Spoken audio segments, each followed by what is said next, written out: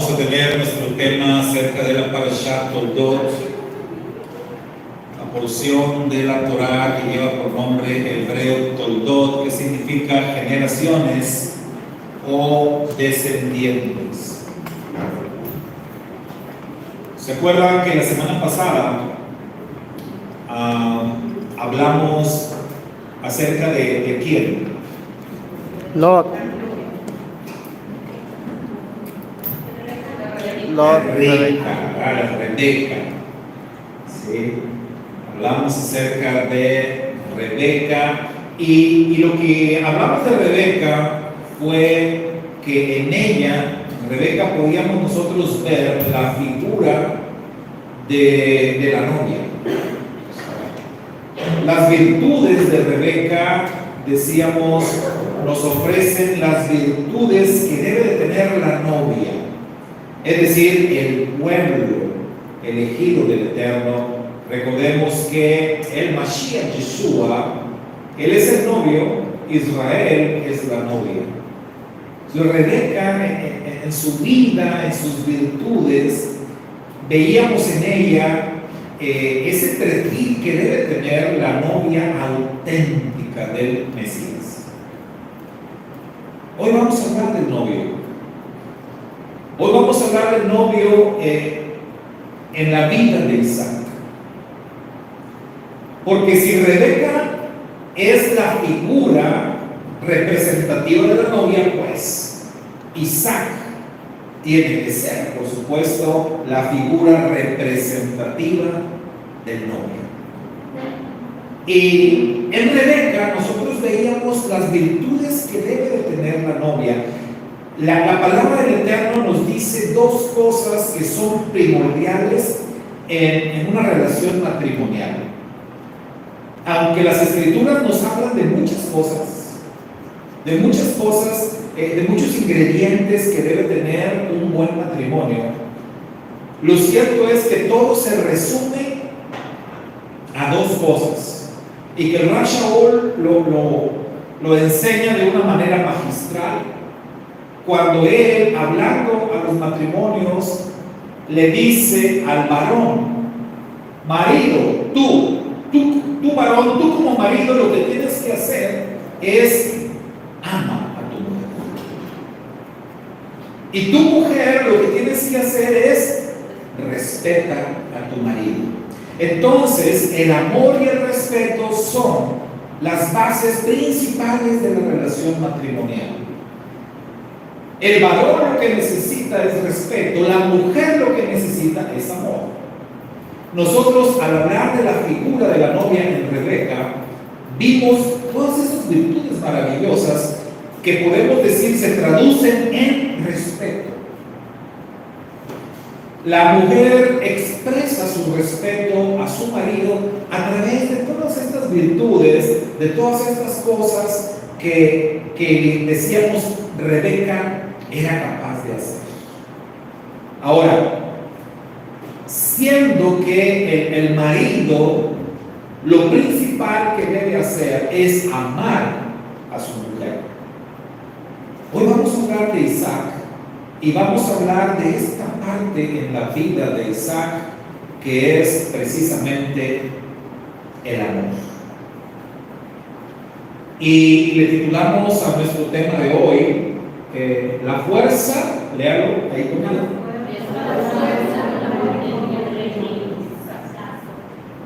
Isaac, la fuerza de un amor incomprendido. Ahora, ¿por qué? ¿Por qué decimos que el amor que demostró Isaac es un amor incomprendido? Y en perspectiva también vamos a decir que el amor de nuestro Adón, el amor de nuestro Señor Yeshua hacia nosotros también llega a ser de pronto un amor incomprendido. Hay algo que la Torá señala enfáticamente allá en Génesis 25, verso 28, en donde dice la Torá: Isaac amaba a Esaú. Isaac amaba a Esaú Y dice la Torah porque le gustaba lo que cazaba, pero Rivka amaba a Jacob. Y de ahí el tema que hablábamos un poquito anoche, de la preferencia de cada uno de los papás por cada uno de sus hijos. Pero esa declaración de que Isaac amaba a Esaú, es de donde parte nuestro tema. Un amor incomprendido, o la fuerza de un amor incomprendido, porque surgen obviamente muchas inquietudes, surgen muchas preguntas acerca de esta declaración. Y obviamente la pregunta principal es, pues, ¿y por qué la Torah dice, gracias, por qué la Torah enfatiza que Isaac amaba a Esaú? La respuesta es obvia, ¿no? Era su hijo. ¿Y cómo puedes no amar a tu hijo? Sin embargo, muchos sabios se preguntan por qué la Torah enfatizó esa declaración. ¿Por qué si el hijo de la promesa era Jacob, el hijo en el cual se iba a perpetuar el pacto era Jacob, por qué Isaac amaba a Esaú? La Torah ahí dice, y según la versión que usted tenga, usted va a leer ahí que pareciera que la razón del amor de Isaac hacia su hijo Esaú era porque le gustaba lo que él le cocinaba, lo que él cazaba, lo que él le traía y le preparaba el alimento. ¿Estamos de acuerdo? Pues sí, en parte es verdad. Muchas veces amamos a los hombres, amamos a nuestras esposas por cómo cocinan, pero es parte solamente, ¿no? Es una parte o es uno de los motivos por los cuales las amamos. Pero si de pronto una mujer no es muy buena cocinera, pues no por eso su marido la va a dejar de amar. O sea, la va a amar por otras cosas. Se enamoró de ella por otras razones, por otros motivos. No solamente por cómo cocina. Sería muy, ¿cómo diríamos? Pues muy necio el pensar o el creer que Isaac amaba a su hijo Esaú nada más porque le gustaba que él le trajera animales, que fuera a cazar para él y le preparara alimentos. Sería algo demasiado materialista, ¿no?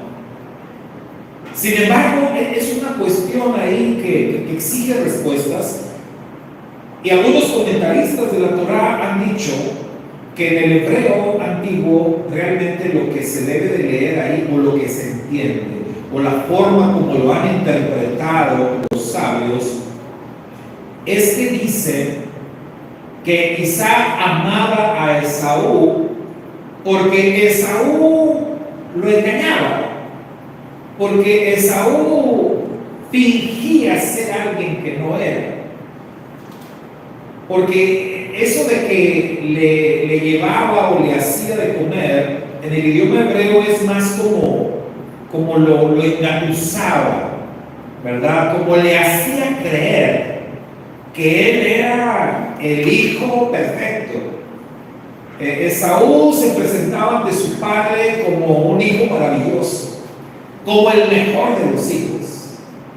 E incluso en esa perspectiva, uno de los libros sagrados del judaísmo, como lo es el Zohar, dice, fíjense lo que dice el Zohar, dice que ningún hijo en toda la historia de la humanidad honró tanto a su padre como Esaú a Isaac. Imagínense. Y nosotros lo que vemos en la Torah es otra cosa. Más bien lo deshonró.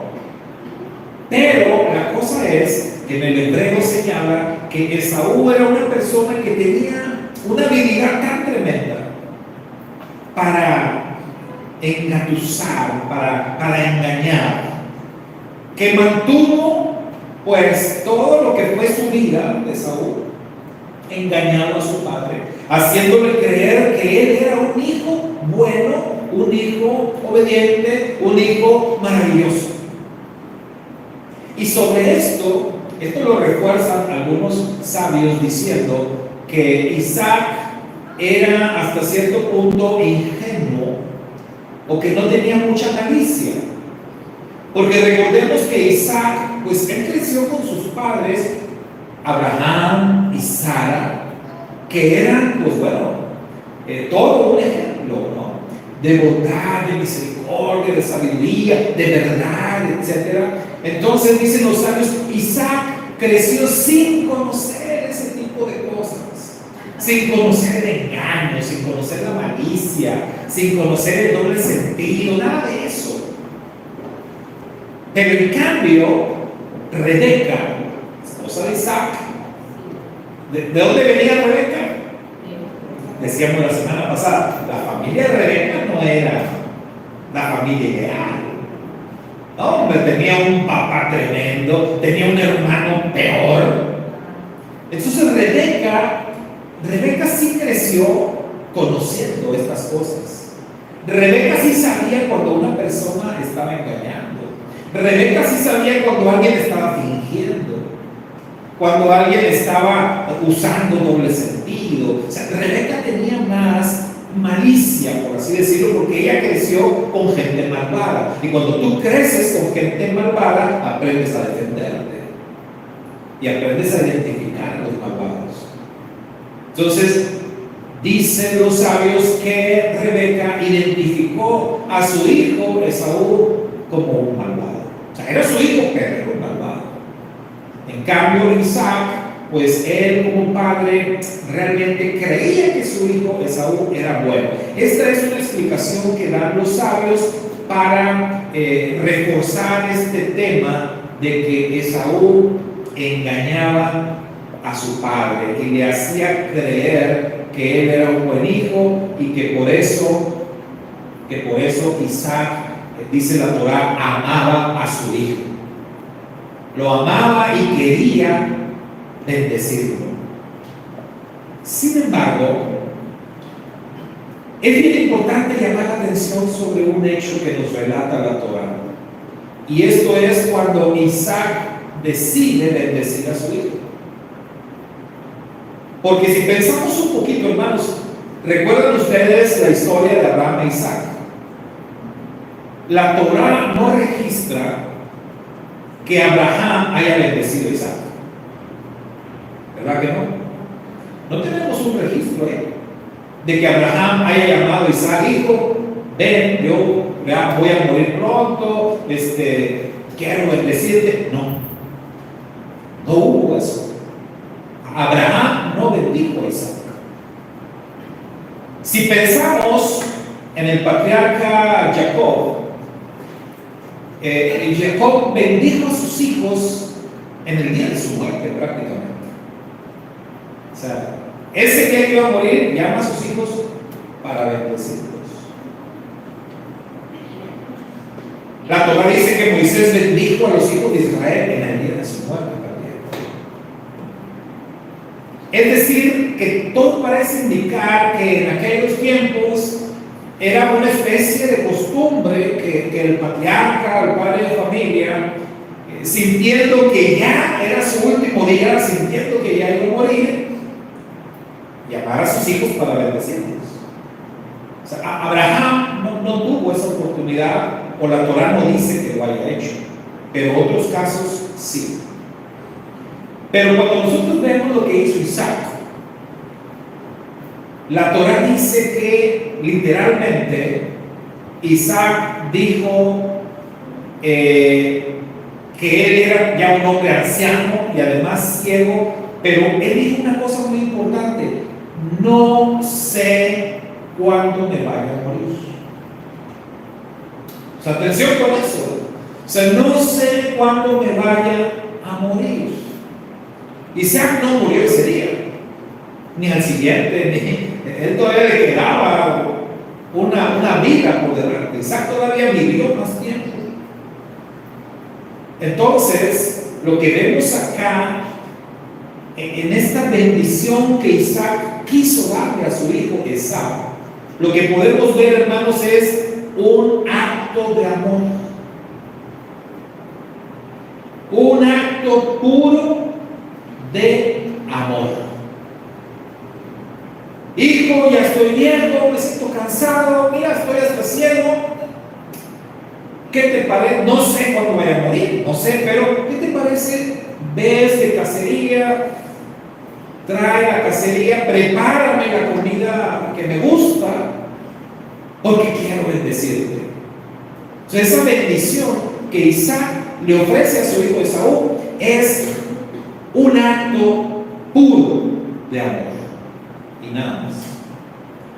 Quería demostrar a su hijo que lo amaba a través de esa bendición especial que él le quería otorgar.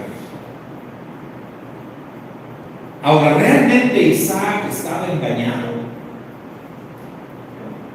¿Realmente Isaac no conocía a su hijo Esaú? ¿Realmente creemos que él no sabía qué clase de persona era su hijo? Es difícil de creer. Aunque Isaac no tuviera malicia y todo lo demás que dicen algunos comentaristas, cuando lo vemos desde la perspectiva de padres, los que somos padres, es difícil que nuestros hijos nos engañen. Se nos podrán engañar una vez, ¿no? Pero mantener un engaño por largo tiempo es difícil. Porque los papás, el Eterno te dota de una especie de radar, de algo que percibes cuando algo está pasando. Y no caes en el engaño. Una cosa es que le sigas la corriente a tu hijo, pero otra que realmente estés engañando. Entonces, sinceramente yo no creo que Isaac haya estado engañado por su hijo Esaú. Yo creo más bien que Isaac sabía perfectamente quién era su hijo. Él sabía quién era Esaú, él sabía el temperamento que tenía su hijo, él sabía que era tremendo, que era de mecha corta, que era violento, que era voluble. Él sabía, yo creo que él sabía todo esto acerca de su hijo. Él seguramente sabía que su hijo Esaú no estaba tan comprometido en las cosas del Eterno. Él sabía exactamente todo de su hijo. Sin embargo, él amaba a su hijo. Dice la Torá, Isaac amaba a Esaú, y él quería otorgarle a Esaú una bendición especial. Ahora, hay un detalle que la Torá nos ofrece, en donde podemos darnos cuenta que realmente Isaac no estaba engañado, y nunca lo engañaron, nadie lo engañó. Porque si nosotros vemos la bendición que Isaac le da a Esaú, bueno, se la da a Jacob, creyendo que es Esaú. Porque ahí hay dos bendiciones, hermano. O sea, Jacob se llevó dos bendiciones. Se llevó la bendición de Esaú, que como digo, Esaú me la robó, que tampoco es cierto. Pero Jacob se llevó la bendición de Esaú y después obtuvo su propia bendición. Esaú pues ya no tuvo nada. De hecho, él le decía a su papá, pero papá, ¿no te queda otra bendición? Nada más tenías una. Y Isaac, pues, sí, tengo otra, pero es de Jacob. Entonces, en nuestra parashá, Isaac bendice a sus dos hijos. Pero la primera vez bendijo a Jacob pensando que es Esaú. Ahora, si ustedes analizan la bendición con la que Isaac bendijo a Jacob creyendo que es Esaú, si ustedes van ahí, se van a dar cuenta que es una bendición más enfocada como en las cosas materiales. ¿Se fijan? Él, como que él quería bendecir a su hijo con los bienes materiales. Porque después Cuando Jacob se va a ir para allá a la tierra de Labán, y cuando lo despiden, Isaac lo bendice a Jacob. Y la bendición que Isaac le da a Jacob, sabiendo que es Jacob, ¿verdad? Ahora sí, sabiendo que es Jacob, la bendición es muy diferente. La bendición otorgada a Jacob es la bendición de Abraham. Isaac le dice que recibas las bendiciones de mi padre Abraham, que tengas una gran descendencia, hijo mío. So, las bendiciones para Jacob son más de carácter espiritual. Eran las bendiciones del pacto. Las bendiciones para Esaú no eran las bendiciones del pacto. Eran más bien las bendiciones, o eran bendiciones de carácter material, riqueza, prosperidad, etc. Pero no eran las bendiciones del pacto. Y en ese pequeño detalle la Torá nos permite ver que Isaac jamás estuvo engañado. Y nadie lo engañó. Él sabía lo que estaba haciendo. Él sabía lo que estaba pasando. Y él sabía que Jacob era el elegido. Él sabía que Jacob tenía que llevarse la bendición del pacto. Pero él quería bendecir a su hijo Esaú. Y quería otorgarle bienestar, riqueza, etc. ¿Por qué? Porque lo amaba. ¿Sí? Lo amaba de una forma, pues, incondicional, de una forma incomprendida. Isaac amaba a su hijo Esaú. Ahora, para tener una mejor comprensión de esto, hermano, porque decimos que es un amor incomprendido, entonces para tratar de comprender mejor este asunto, tenemos que regresar un poquito atrás en la historia de Isaac y analizar algunos eventos que nos relata la Torá en relación precisamente a la vida de Isaac. Y tenemos en la Torá tres momentos de silencio, que así lo identifican los sabios. Tres momentos de silencio en la Torá respecto a la vida de Isaac. El primer momento de silencio es cuando en Génesis 22 dice la Torá que Abraham llevó a Isaac para ofrecerle el sacrificio. Y recuerdan el relato, Abraham llevaba consigo y con Isaac 2 siervos. Y Abraham le dijo a sus siervos: hasta aquí llegan ustedes, espérenos aquí, Isaac y yo vamos a subir arriba y ofreceremos la ofrenda, el sacrificio y regresaremos. La Torá dice que después de que Abraham sacrificó a Isaac, Abraham regresó con los siervos, con sus sirvientes, sin Isaac. Si ustedes van a ir a la Torá capítulo 22 de Génesis, en la parte final, ustedes se van a dar cuenta que Isaac no es mencionado. Isaac no aparece ahí. Entonces, si nosotros estamos leyendo el relato y si nos estamos imaginando la escena, entonces tenemos que imaginarnos la escena de Abraham regresando del monte Moriah con sus sirvientes, pero sin Isaac. O sea, Isaac no está allí. Desaparece de escena. La Torá no lo menciona. Nosotros podemos pensar, pues sí iba, pero no lo menciona. Está bien. Pero siempre hemos dicho que la Torá, cuando omite algo, lo omite por una razón. Cada letra, cada palabra en la Torá tiene una razón de ser. Entonces, Isaac no es mencionado ahí.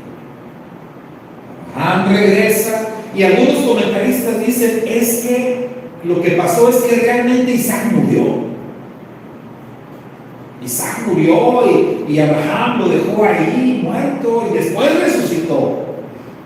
Bueno, es una manera, es una explicación, es una forma de tratar de entender ese silencio de la Torah, por qué ya no se habla de Isaac ahí. Pero lo que es cierto es que Isaac ahí desaparece. Ahora tenemos un segundo silencio. Comienza el capítulo 23 de Génesis, en donde se nos habla de ¿qué? De la muerte de Sara. Ahora, si leemos todo el capítulo 23 de Génesis, analizando verso por verso acerca de la muerte de Sara, yo no sé ustedes, pero yo creo que pues el principal doliente en ese funeral y en ese sepelio, ¿quién tenía que ser? Isaac, el hijo, el único hijo de Sara. Pero ¿dónde está Isaac en el capítulo 23 de Génesis? No está. No aparece, no es mencionado. Si leemos con atención, Abraham va y Abraham se encarga de sepultar a Sara. Y en todo momento la Torah nos relata esto de que Abraham se está haciendo cargo de todo. Abraham compra la cueva de Macpelá, en donde él quería sepultarla, y dice la Torah, y Abraham hizo duelo por Sara, su mujer. ¿Y dónde estaba Isaac? ¿Dónde estaba Isaac en ese momento?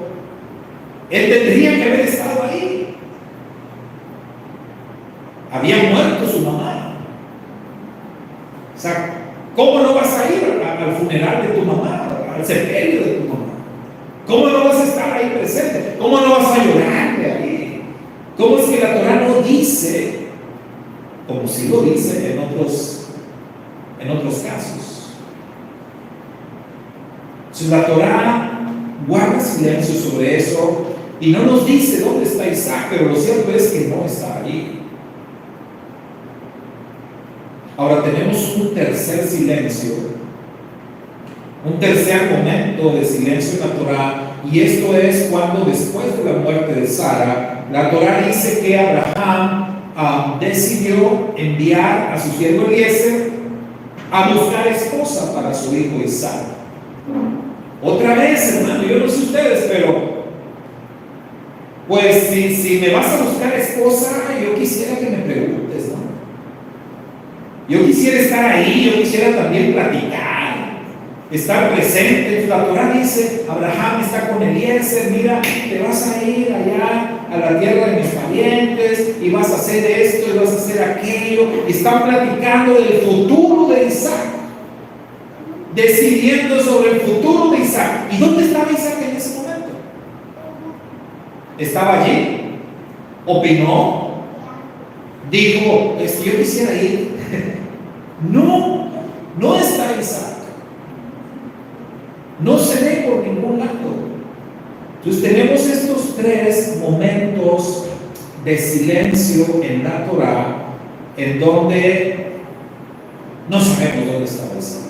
La Torah calla respecto al paradero de Isaac. Pero creemos que son momentos fundamentales, muy importantes, en donde tendríamos que saber dónde estaba Isaac, qué estaba haciendo Isaac. ¿En qué momento es que Isaac regresa a la escena? La Torah dice que es justo cuando Eliezer regresa de Harán trayendo a Rebeca, y entonces Isaac aparece en la escena.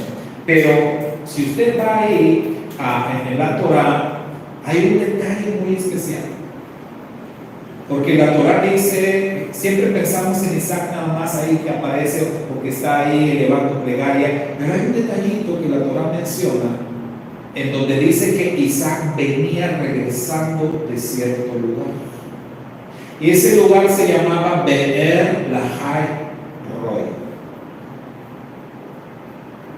Be'er Lahai Roi. O sea, Isaac venía regresando, venía de aquel lugar. Cuando Eliezer llega con Rica, la conoce, la toma como mujer, Pero pasamos por alto ese detalle. ¿De dónde venía Isaac? ¿Por qué venía de allá? ¿Qué andaba haciendo allá? ¿Qué cosa es de Er Lahai Roi? ¿Qué lugar era ese? Bueno, déjenme que digo que ese lugar, la Torah lo menciona antes, en el capítulo 16 de Génesis. Beher Lahai Roi es mencionado en Génesis 16:14. Antes de justamente el regreso de Isaac ahí. Y ese lugar en donde Agar, ¿se acuerdan quién es Agar? En ese lugar fue que Agar, cuando huyó de la presencia de Sara, y se acuerda que Sara le dijo a Abraham: toma mi esclava por mujer, y yo no creo que yo te vaya a dar un hijo, más bien ten el hijo con ella. Y Abraham, bien obediente, tomó a Agar como mujer, la embarazó, y después embarazada, Agar, pues ya se creía la ama y señora, y ya miraba a Sara con desprecio. Entonces Sara se enoja mucho y le dice a Abraham: mira Agar cómo me mira ahora. Y Abraham dijo: mira, yo no quiero problemas, tú encárgate de eso, haz lo que quieras. Y entonces Sara empezó, dice la Torah, a tratar a Agar con mucha rudeza. Y Agar dijo: no, pues yo no nací para esto, yo me voy. Y agarró sus cosas Agar y se escapó, ¿verdad? Se fue. Y se escapó porque ella era esclava. Ella no debía irse, pero ella huyó de la presencia de Sara, dice la Torah. Y cuando ella huyó, llegó a cierto lugar en donde el Eterno le habló y le dijo: Agar, ¿qué estás haciendo? ¿A dónde crees que vas? Me regresas, ¿verdad? Me regresas con tu señora. El Eterno le dice: Agar, mira, yo tengo planes, tú tranquila, esto se va a arreglar, etc. Y justamente ese lugar en donde el Eterno le habló a Agar fue conocido como Beher Lahai Roi. ¿Quién le puso ese nombre? Fue Agar. Agar le llamó a ese lugar con ese nombre, que quiere decir algo como el pozo del viviente que me ve. El pozo, como siempre, los pozos de agua son protagonistas, ¿no? El pozo del viviente que me ve. Así le puso a Agar. El Eterno siempre nos está viendo lo que hagamos, bueno y malo. Entonces, ese lugar es mencionado ahí. Y cuando Isaac, dice la Torah, antes de encontrarse con Rebeca, la Torah dice que Isaac viene regresando. ¿De dónde? De ese lugar. O sea, la pregunta es: ¿qué andaba haciendo Isaac allá? ¿Qué estaba haciendo Isaac en el pozo del viviente que me ve? Algunos sabios dicen, tratando de atar cabos, ellos dicen que cuando Abraham manda a buscar esposa para Isaac, Isaac pensó: pues, ¿cómo yo fui casado y mi papá solo? Y algunos dicen que Isaac lo que andaba haciendo allá, dicen que fue a buscar a Agar, porque Agar finalmente se fue a vivir a ese lugar. Después, cuando ya la separación fue definitiva y Agar se fue con su hijo Ismael ya grande, se establecieron justamente en aquel lugar. Allá en el desierto del Negev estaba este pozo del viviente que me ve. Entonces, buscando una explicación, dicen los sabios, Isaac se fue a Beher Lahai Roi para traer de regreso a Agar a la vida de Abraham. ¿Puede ser esto? Puede ser que sí, porque Bereshit después nos dice que Abraham se casó de nuevo, solamente que a la mujer la llama Setura. Pero la mayoría de los comentaristas coinciden en que Setura era Agar, con otro nombre, pero la misma, Agar. Lo cierto es, mis hermanos, que estamos nosotros especulando, ¿verdad? Estamos tratando de entender estos silencios de la Torah, estas cosas que la Torah no nos explica, que no nos dice, pero de lo que sí nos damos cuenta es que después de eso, después de que pasó eso, nosotros nos encontramos a Isaac y a Ismael juntos. Porque cuando Abraham murió, la Torah dice, y lo sepultaron sus hijos, Isaac e Ismael. Estos hijos que habían sido separados, estos hijos que por la voluntad de Sara habían sido separados el uno del otro, y ahora están reunidos otra vez. Isaac está con Ismael sepultando a su padre Abraham. Y no solamente eso, sino que en Génesis 25:11 se nos dice que de hecho Isaac se estableció, ¿dónde creen? En el pozo del viviente que me ve. O sea, Isaac se movió varias veces, ¿verdad? Después la Torah nos dice que vivió en otra parte, se fue a Gerar y luego lo corrieron de Gerar. Pero hubo un momento en la vida de Isaac en donde él se estableció justamente ahí, en el desierto de Negev, y justamente en ese lugar llamado el pozo del viviente que me ve. ¿Por qué se iría Isaac a vivir justamente allí donde vivían Agar y su hijo Ismael? Esto pareciera ser el mensaje de los silencios que encontramos ahí nosotros en la Torah. Todo pareciera indicar que Isaac nunca olvidó o nunca superó que Ismael hubiese sido separado de él.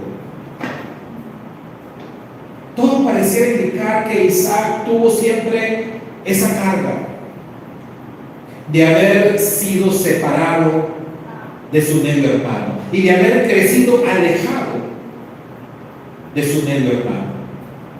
Todo pareciera indicar que Isaac no iba a soportar ver a su padre Abraham solo, pudiendo tener con él una familia. Ahora que Isaac iba a formar su propia familia, él quería que su padre, los años que siguiera viviendo, lo disfrutara en familia. Esto, mis hermanos, lo que nos enseña acerca de Isaac, del patriarca Isaac, es que este varón tenía un gran amor por la familia. Un tremendo amor por la familia, sin importar cómo fuera.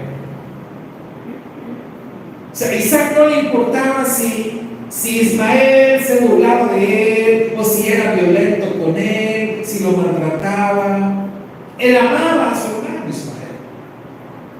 Es más, él amaba a Agar. Con todos los problemas que Agar pudo haber tenido con Sara, nosotros podemos apreciar que Isaac también amó a Agar. Que Isaac amaba profundamente a su padre Abraham, aunque lo ofreció en sacrificio. Pero Isaac lo entendió y Isaac amaba a su padre. Isaac quería que su padre fuera feliz hasta el último día de su vida y lo pasara bien. Isaac era un hombre que sabía amar a su familia y que hacía lo que tuviera que hacer para que su familia estuviera bien y disfrutara el tiempo de vida que el Eterno le diera. Ese era Isaac. Y en él nosotros vemos la figura del Redentor, la figura del novio, del que ama incondicionalmente a todas las personas. ¿Ustedes no creen que Isaac amaba a Jacob? Sí. Claro. sea, eso se da por hecho, ¿no?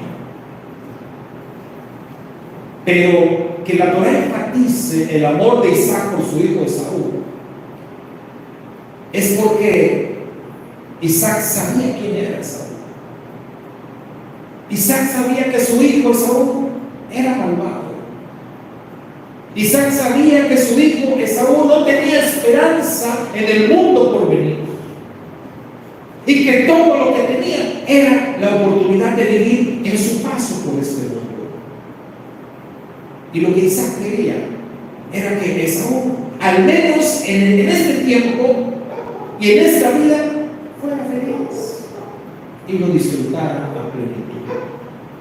En eso, Isaac se parece a nuestro Padre Eterno, porque el Eterno ama al mundo. El texto más conocido de la Biblia, hermanos, hablando de nuestro santo redentor Yeshua, en el texto más conocido de la Biblia, ¿qué dice? Porque de tal manera amó Dios, ¿a quién? Al mundo. Al mundo. Que Dios ama a sus escogidos, sí. Que Dios tiene una preferencia por sus escogidos, claro que sí también. Pero Dios ama al mundo. Y Él es bueno para con todos. Y Él hace salir el sol sobre buenos y malos, sobre justos e injustos. Y el Eterno quiere que las personas disfruten y sean felices en esta vida, aunque no vayan a trascender, aunque no tengan la esperanza del reino venidero. Porque, hermano, esto se trata de dos reinos, ¿sabe usted? El reino físico y el reino espiritual. El reino físico, ¿qué es esto? Lo que vemos, lo que palpamos, lo que sentimos, nuestro paso por esta vida. El reino venidero, el reino espiritual, las cosas invisibles, lo que hoy no podemos ver, pero lo vamos a disfrutar en la eternidad. No todo el mundo va a poder pasar a la eternidad. Para muchos, lo único que hay es esto. Esto. Y Yeshua decía, de cierto os digo que ya tienen su recompensa. Los que viven su vida para este mundo, esta es su recompensa. Lo que puedas vivir, hacer, disfrutar en este mundo, hazlo. ¿Quieres ser un hedonista? Pues sélo. Si esa es tu única esperanza. Pero si tú quieres trascender, ¿sabes cuál es el camino para ir al reino espiritual? Isaac pudo darse cuenta que en sus dos hijos estaban representados estos dos mundos, el mundo material y el mundo espiritual. Isaac sabía que Jacob tenía un futuro prominente en el reino venidero, pero sabía que Esaú, todo lo que tenía era esta vida. Y por eso Isaac decidió amar a Esaú, amarlo en esta vida, porque no lo iba a poder tener en la vida futura. En el reino venidero estarán Isaac y Jacob, y estarán juntos por la eternidad, pero Esaú ya no va a estar. ¿Entienden eso? Y cuando lo vemos así, podemos entender esa declaración: ¿por qué Isaac amaba a Esaú? Y podemos entender el mandamiento de nuestro Dios cuando nos dice que, cuando se trata de amor, el Eterno nos dice: ama a tu enemigo. Porque si amas solamente a tus hermanos, a tus cercanos, si amas solamente a los que te hacen el bien, ¿qué bueno estás haciendo? Todo el mundo hace eso. Pero amar al enemigo, amar a aquellos que tú sabes que no tienen parte en el reino venidero, ese es amor de otro nivel. Ese es amor celestial. Ese es un amor divino. Y con ese amor es que Isaac amaba a su hijo Esaú. Y por eso es la figura del novio. Y ese amor es el que nosotros debemos de profesar hacia aquellas personas que puedan ser consideradas como enemigos, aquellas personas que no quieren saber nada de Dios, aquellas personas que rechazan el mensaje. Pues no es que tengamos nosotros que rechazarlos, sino entenderlos y amarlos también, porque ellos ya no tienen más esperanza más que su paso por esta vida. Y de esta manera podemos entender el amor de Isaac, ese amor incomprendido para muchos, pero que con la ayuda del cielo espero hoy nosotros podamos entenderlo de una mejor manera. Amén. Shabbat Shalom. Que el Padre nos ayude a tener, aunque sea un poquito de ese amor divino, de ese amor celestial, por aquellos que están perdidos. ¿Quién sabe? Y quizás ese poquito de amor de nuestra parte pueda marcar la diferencia y romper el mal decreto. Porque si algo hemos entendido y aprendido de las Escrituras es que los malos decretos se pueden revertir. Esta semana lo vimos, lo palpamos, y en nuestra propia experiencia, hermano, la Escritura dice que todos estábamos bajo juicio, todos estábamos perdidos, todos estábamos bajo condenación, pero ese juicio decretado en nuestra contra se revirtió allá en el madero, allá en el monte Gólgota. Allí se revirtió ese juicio. Allí Yeshua rompió, destruyó el acta de los decretos que nos era contraria, para darnos un decreto positivo, para darnos libertad, para darnos esperanza de redención. Y si funcionó para nosotros, puede funcionar para cualquiera.